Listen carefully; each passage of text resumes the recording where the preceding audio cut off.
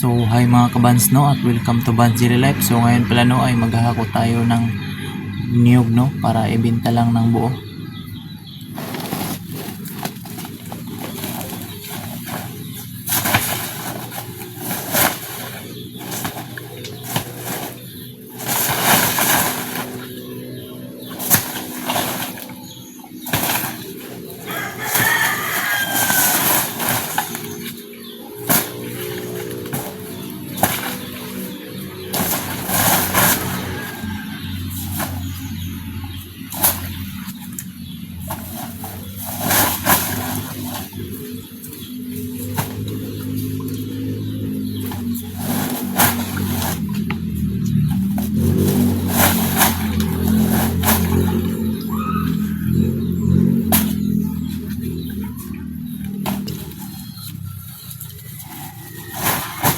Yun lang no mga kabans no.